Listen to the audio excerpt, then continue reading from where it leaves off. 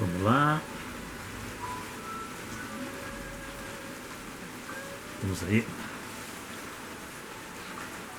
Boa noite, paz e graça. Pois bem, dia de chuva hoje, né? Na verdade, desde domingo de noite, nós estamos aí com precipitações de chuva aí no estado do Rio Grande do Sul. E aqui nós estamos em terra de areia, nessa noite de quinta, para falar sobre culto racional. O que Paulo quis falar sobre isso quando ele escreve a comunidade que estava em Roma, ou a igreja que estava em Roma, o povo reunindo-se para tratar de assuntos da fé. E daí ele entra com esse assunto no capítulo 12 de Romanos sobre o culto racional. Nós vamos ler esse versículo e mais alguns outros complementares de Paulo, que escreve também a comunidade que está em Corinto, ou a igreja que estava em Corinto, para refletir sobre o que é o culto racional, e sobre o que é a gritaria e o que é o movimento, o que as pessoas gostam, ou se o que gostar é relacionado com o culto, ou se aquilo que se faz realmente é relacionado com o culto. Isso faz parte do discernimento, que é um dos dons do Espírito também. E às vezes as pessoas não têm discernimento e acham que faz parte da ação do Espírito Santo nos movimentos, que eu chamo às vezes que é pirotecnia e é fogo estranho, não tem nada a ver com fogo, né? Fogo de Deus, o eu sou. Então vamos ler aqui a passagem que já foi citada, né? Para entendermos um pouco sobre a mensagem de Paulo.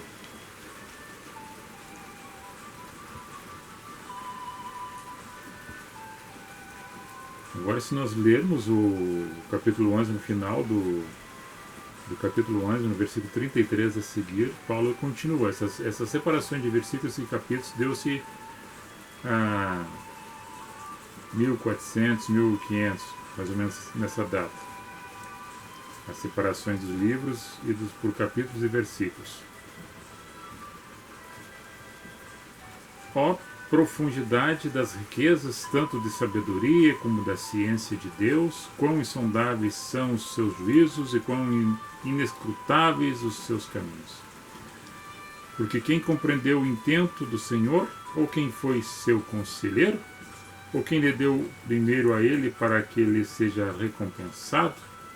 Porque dele e por ele e para ele são todas as coisas, glórias, pois, a ele eternamente. Amém. É no capítulo 12, que é aqui separações, né, que não tinha essa separação. O escrito era inteiro. Rogo-vos, pois, irmãos, pela compaixão de Deus, que apresenteis o vosso corpo em sacrifício vivo, santo e agradável a Deus, que é o vosso culto racional. E não vos conformeis com este mundo, mas transformai-vos pela renovação do vosso entendimento, para que experimenteis qual seja a boa, agradável e perfeita vontade de Deus. Profundidade nesses dois versículos, né? Paulo tenta esclarecer para essa comunidade e para as pessoas de hoje ainda, né? Porque ela permanece, essa palavra. Enquanto tudo isso que está acontecendo, nós temos que fazer essas reflexões sobre cultuar a Deus no sentido de adoração, de dedicação, com razão, com capacidade de raciocínio. A adoração a Deus não é rito, é ato espontâneo. Não é adoração conforme faziam os antigos, conforme relatado em Romanos, nessa mesma carta de Romanos, no capítulo 9, versos 30 e 32, que fala sobre ações exteriores na antiga aliança que os povos faziam em adoração, para mostrar aos outros que estavam fazendo uma adoração. Mas na verdade o coração estava longe, que nem Isaías fala, e que mesmo Jesus diz: com boca me confessa, mas o teu coração está longe de mim. Porque a profundidade do ser humano no seu comportamento, no seu ato, é somente exterior, mas no seu íntimo está longe, é somente uma aparência. Por isso que Jesus falava muito sobre a questão dos hipócritas, né?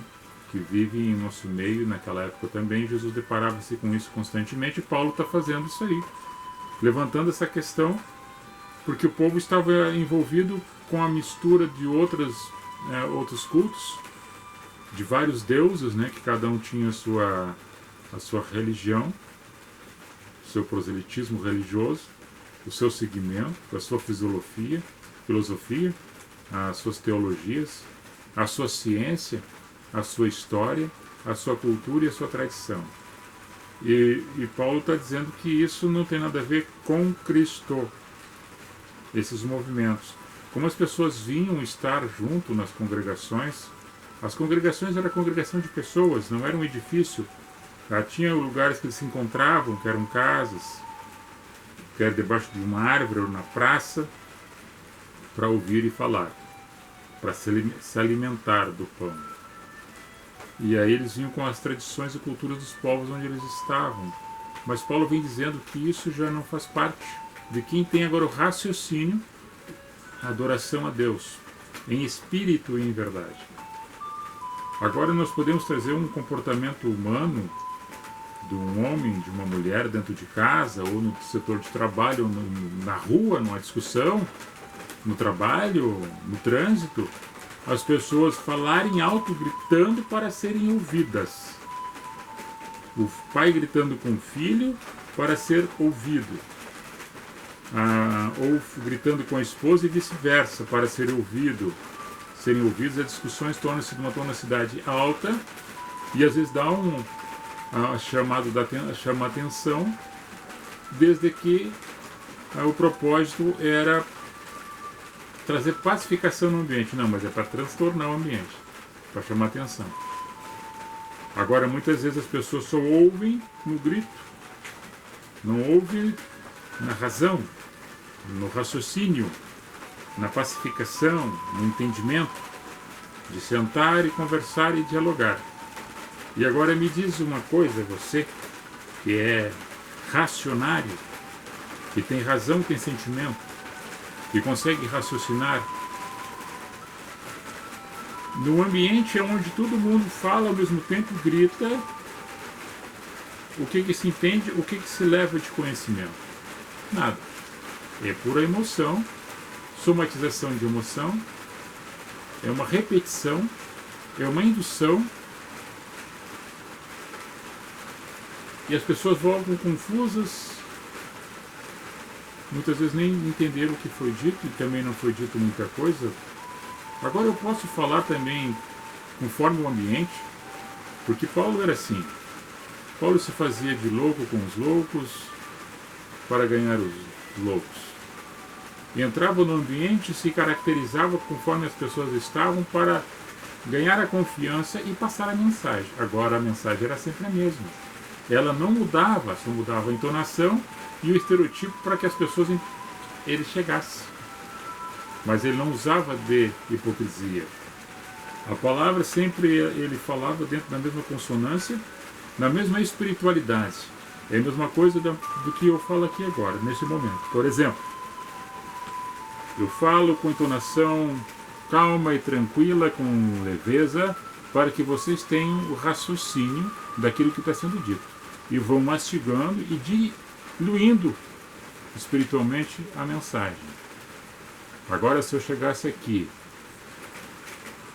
numa live, fazendo ao vivo agora no Face, depois eu vou passar para o YouTube. Irmãos, eis que o Senhor manda dizer. E dá um choque. E daqui a pouco eu começo a falar repetidamente.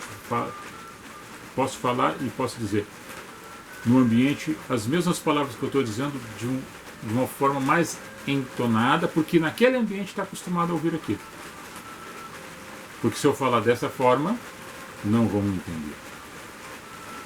Porque estão acostumadas com o barulho. Então eu tenho que falar com voz alta para chamar a atenção, falando as mesmas palavras que eu estou falando aqui. Agora, dentro de uma live, não tenho porquê de fazer isso. Agora, se no ambiente você vai e consegue entender a mensagem, e que não há um chamamento para quem está sendo o mensageiro, mas a mensagem em si, que se faça o resultado em cima da mensagem, que ela seja de uma forma direta, sucinta e objetiva, e vai servindo para ti, para outro e para tantos outros que estão no ambiente. Um culto racional, onde o raciocínio é a razão, a sabedoria é o conjunto de quem fala e de quem ouve e de quem participa. Agora eu vou ler uma passagem sobre a questão que Paulo vai adiante, na carta, mais precisamente aos Coríntios, no capítulo 13, no verso 1. Ainda que eu falasse as línguas dos homens, dos anjos, e não tivesse caridade ou amor, seria como metal que soa ou como sino que tine. Só faz barulho. E ainda que tivesse o dom da profecia, conhecesse todos os mistérios e toda a ciência, que tivesse toda a fé, de maneira tal que transportasse os montes dos problemas, né? E não tivesse caridade ou amor, nada seria. Ainda que pegasse tudo aquilo que tem, fortunas, dinheiro, e distribuísse para os pobres, dando sustento a eles, ainda que entregasse o meu corpo para ser queimado, e não tivesse o amor, nada disso me aproveitaria. O amor é sofredor, é benigno, não é invejoso, o amor não trata com leviandade, não se ensoberbece, não se porta com indecência, não busca os seus interesses, não se irrita, não se suspeita mal, não folga com a injustiça, mas folga com a verdade, tudo sofre, tudo crê, tudo espera, tudo suporta. Esse é o dom supremo. Agora, dentro desse conjunto de ensinos que Paulo está dizendo, nós podemos começar a entender a mensagem de Paulo quando fala aos Romanos, lendo também a carta de Paulo aos Coríntios, no capítulo 14, a seguir do capítulo 14 em diante, onde fala sobre os espíritos, os dons dos espíritos, né? Os dons espirituais, no capítulo 14, mas antes, no capítulo 12, que fala sobre a diversidade dos dons, da palavra, da sabedoria, da ciência, da fé, da cura, da operação de milagres, de profecias, discernimentos, variedade de línguas e interpretações das línguas. Esses são os dons do Espírito Santo, capítulo 12. No capítulo 13, todos esses dons caem desde que não tem o amor, que o dom permanece, todos esses dons terminam, mas o amor permanece. E não adianta ter todos aqueles dons se não tiver amor. É como bater num metal e só tem um barulho, mas nada passa. Pode entregar teu corpo para ser queimado, é só exterior, mas tu não tem amor. É somente para dizer que fez o holocausto e sacrifício. Então, essas coisas que Paulo está dizendo. No capítulo 13, é que Paulo traz essa referência do amor, que é o dom supremo. E no capítulo 14, fala sobre as variedades desses dons, e fala que o dom de profecia é superior ao dom de línguas. E Paulo ainda relata, diz que ele falava língua mais do que todos eles juntos. E mais vale falar 5 palavras com entendimento do que 5.000 palavras que não se entende nada. E na sequência, nesse mesmo capítulo 14, Paulo vem e diz com clareza para que as pessoas tenham a fé, a paciência, a perseverança, a graça e a unção, de que, entendendo os dons do Espírito, entendendo que o cultuar a Deus é uma questão de sabedoria e adoração, dedicação, razão, capacidade e raciocínio, não é rito, mas é ato espontâneo, é coração cheio de graça e de amor. Ele ainda traz que quando nesses movimentos, nesses encontros, quando há muita confusão do que nem sabe mais o que está acontecendo, Aí Paulo traz uma mensagem dizendo para que as pessoas compreendam que Deus é Espírito e Deus não é Deus de confusão, mas Ele é de paz. E assim Ele age em todos os lugares, nas pessoas, em todos os encontros, nas comunidades ou nas congregações, nas igrejas, porque as pessoas são as igrejas em Cristo. As pessoas formam essa igreja em Cristo. São as pessoas, são as comunidades congregando com pessoas. Pode ser no ambiente físico, pode ser no lugar, pode ser na catedral, pode ser debaixo de uma figueira, pode ser debaixo de qualquer árvore, pode ser em praça pública. Ali há pessoas congregando com culto racional. Para que a mensagem seja dita e haja compreensão e discernimento. O tempero disso tudo é a fé, o amor, a graça. Para que possa produzir frutos na essência desse culto racional. Agora, parafraseando esse texto de Paulo aqui aos Romanos, que nós fomos e voltamos para ele de novo, passamos por Coríntios e voltamos nele, ele pede para que cada um, que nós somos um edifício, um corpo espiritual, um edifício edificado na fé, na pedra angular que é Cristo, a pedra rejeitada. Nosso corpo edificado ali, nossa vida espiritual. Pela compaixão de Deus, que apresentem esse corpo, essa mente, esse coração, essa tua vida na tua caminhada, nas coisas que tu faz, como sacrifício vivo, porque tu é uma pessoa viva. E sendo viva, tu vai fazendo alguma coisa que está a teu alcance, não sendo omisso, não sendo corrupto, não sendo vaidoso, não sendo mentiroso, não sendo arrogante, mas sendo simples. Aquele humus que nós já falamos, o humus é a humildade. Se não ter o humus, não ter humildade, não consegue produzir, porque o humus é a fertilidade que dá na planta para a sua produção. Então nós também somos assim. O ser humano é assim. E somos enxertados em Cristo. Galhos secos que não produziam nada, agora com fé, sabedoria e graça, e com a unção dele que entrou, a seiva, em nosso ser, em nosso coração, em nossa vida, nós começamos a produzir. A apresentar como sacrifício vivo, santo, agradável a Deus, que é o vosso culto racional. Agora esse Deus é o Espírito. Eu já disse aqui para vocês, eu repito, não é aquele Senhor que vocês imaginam que foi pintado, que foi caracterizado, que foi contado como fábula ou como historinha de que está sentado num trono de barba branca com um cajado na mão. Não, é o Espírito de Deus que está dentro de cada um de nós. Esse Espírito de Deus que está dentro de nós que faz fluir esse culto racional na presença santa dele que está em nós. E não devemos nos conformar com o que está acontecendo no mundo. O mundo da drogadição, o mundo da prostituição, da idolatria, da feitiçaria, da bruxaria, do engano, das falcatruas, da mentira, da arrogância, da prepotência, dos dissabores, dos laços, das ciladas, de tudo aquilo que desagrada a humanidade e desagrada o Espírito de Deus que está em nós, que há um confronto, uma briga interna em nós mesmos que nos acusa ou que nos diz que estamos sendo coerentes com a verdade e com a justiça e com a razão. E deitamos e ficamos tranquilos quando assim vivemos. Agora tem pessoas que estão pouco ligando com aquilo, se é certo ou se é errado. Então vive a bel prazer. O seu juízo que faz é a sua razão.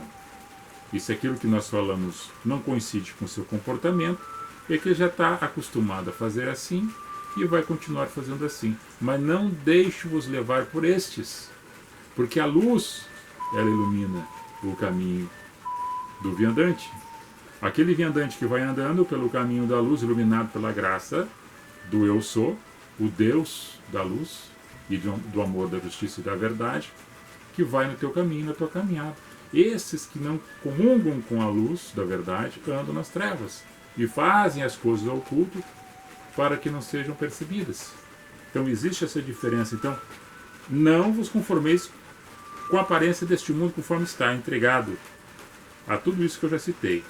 Mas transformai-vos pela renovação do vosso entendimento, ou seja, nasça de novo. Nasça de novo em Cristo. Transformação do vosso entendimento, que é a renovação dele, transformando-se a cada dia, para que assim possamos experimentar qual seja boa, agradável e perfeita vontade de Deus em espírito. Esse Deus em espírito, a vontade dele é da produção de cada um de nós de 30, de 10, de 30, de 60, de 100% do fruto do Espírito na nossa caminhada, aonde a gente estiver. O culto racional é nós onde estamos com as pessoas a qual nós convivemos. O culto racional pode ser com uma, com duas, com 3 pessoas ou com 100.000. O culto racional é quando alguém, quando fala, quando expressa e alguém acolhe e recebe. Não é aquele movimento de pirotecnia, de fogo estranho, de línguas estranhas, a qual ninguém consegue entender nada. Então, se tem alguém que fale em língua estranha, cale-se o outro, para que aquele que está falando seja interpretado por aquele que tem o dom da interpretação, daquilo que está sendo dito. E ouçam os profetas, mas ninguém vai ser induzido pelo profeta para fazer o que ele está dizendo. Mas deixa a ação do Espírito de Deus fazer com que as coisas aconteçam. Não faça tu aquilo que tu acha que ouviu e que tem que ser feito porque disseram que tu tinha alguma coisa no teu estômago, uma profecia falsa. E tu acaba ficando doente pelo medo e a angústia que foi te lançada a maldição. E na verdade a profecia é da carne e não é de Deus. Porque Deus não é o Deus espírito de confusão, mas é da ação, do amor e da fé em todas as congregações dos santos. E esses santos aqui que Paulo escreve junto aos romanos, aos coríntios, melhor dizendo, não é o santo que tu imagina que foi canonizado, beatificado ou está numa moldura. Não, os santos que Paulo está se referindo eram as lideranças das comunidades que tinham um trato com Cristo na reverência da palavra e na ação do Espírito Santo sobre aquilo que eles produziam na sua caminhada, que era os frutos do Espírito. Eles eram chamados de santos, porque viviam uma vida reta na sociedade. Eram pecadores? Eram homens falhos? Eram, mas tinham dignidade. Tinham dignidade e tinham a razão do raciocínio de cultuar a Deus com sabedoria, com discernimento, com capacidade de raciocinar e entender o eu sou da forma do espírito dele como ele é, onde ele está em todos os lugares, principalmente dentro do teu, do meu, do nosso coração. Então esse é o culto racional. Tu pode fazer isso aí agora na tua casa, no teu lar. Antecipamos hoje o nosso encontro aqui no Caminho com a Graça, nesta live, e vocês compartilhem para que mais pessoas participem junto conosco, porque amanhã temos um compromisso amanhã, não é poder fazer, né? Então eu estou fazendo hoje esta live. Deus abençoe a todos, tenham uma ótima noite de descanso, de trabalho quem está trabalhando, de viagem quem está viajando. Que o amanhecer de amanhã, no sustento da destra de Deus, que tenha muita graça, muita saúde, muita paz, muita harmonia, que os projetos de cada um sejam colocados diante da presença do Senhor nas orações e que a luz de Deus ilumine sempre cada passo, cada atitude que vocês vão dar, cada decisão que vão tomar. E que a família, os filhos, os pais, os vizinhos, aonde você está, sejam abençoados, em nome de Jesus. Que a graça e o amor e a proteção de Deus sempre estejam no caminho de cada um. E que aquilo que nós possamos fazer, façamos para ajudar alguém. E se a gente não atrapalhar ninguém, já estamos ajudando muito. Deus abençoe. Vou me despedir agora, meu bichinho está lá em cima. E aqui eu não consigo ver, não foi passado quem está nos assistindo. Tu tem quem está assistindo aí, bichinho? Não apareceu? Então tá, mas a todos vocês, nosso carinho, nosso respeito, nossas considerações. A gente faz a live aqui, às vezes não aparece quem está nos assistindo, para a gente dar a saudação, né? Mas agradecemos a todos aí. E sempre temos uma mensagem para cada um. Para nós, primeiramente, para filtro aqui primeiro. Ela filtra aqui primeiro, para depois chegar até vocês. Um abraço aí. Até mais. Goodbye. Shalom. Fui.